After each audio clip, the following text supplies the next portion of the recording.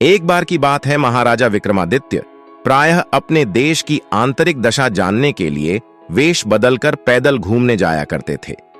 एक दिन घूमते घूमते एक नगर में पहुंचे। वहां का रास्ता उन्हें मालूम न था। राजा रास्ता पूछने के लिए किसी व्यक्ति की तलाश में आगे बढ़े। आगे उन्हें एक हवलदार सरकारी वर्दी पहने हुए दिखा। राजा ने उसके पास जाकर पूछा, महाशय, अमुक स्थान जाने का रास्ता क्या है, कृपया बताइए।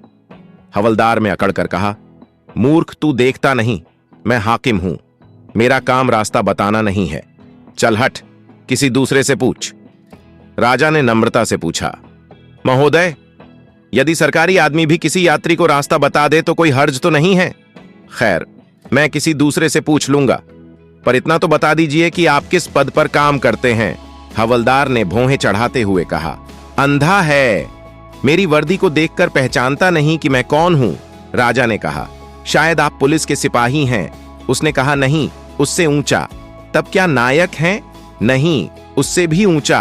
अच्छा, तो आप हवलदार हैं? हवलदार ने कहा, अब तू जान गया कि मैं कौन हूं, पर यह तो बता, इतनी पूछताछ करने का तेरा क्या मतलब और तू कौन है? राजा ने कहा, मैं भी सरकारी आदमी हूं। सिपाही की ऐंठ कुछ कम हुई। उसने पूछा, क्या तुम नायक हो? राजा ने कहा, नहीं, उससे ऊंचा। तब क्या आप हवलदार हैं?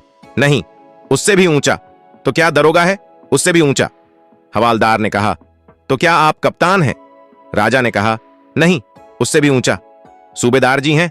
नहीं, उससे भी ऊंचा। अब तो हवलदार घबराने लगा। उसने पूछा, तब आप मंत्री जी हैं? राजा ने कहा, भाई, बस एक सीढ़ी और बाकी रह गई है। सिपाही ने गौर से देखा तो शादी पोशाक में महाराजा विक्रमादित्य सामने खड़े हैं। हवलदार के होश उड़ गए। वह गिड़गिड़ाता हुआ राजा के पांव पर गिर पड़ा और बड़ी दीनता से अपने अपराध की माफी मांगने लगा। राजा ने कहा, माफी मांगने की कोई बात नहीं है। मैं जानता हूं कि जो जितने नीचे है वह उतने ही अकड़ते हैं। जब तुम बड़े बनोगे तो मेरी तरह तुम भी नम्रता का बर्ताव सीखोगे। जो जितना ही ऊंचा है वह उतना ही सहनशील एवं नम्र होता है, और जो जितना नीच एवं ओछा होता है वह उतना ही ऐंठा रहता है।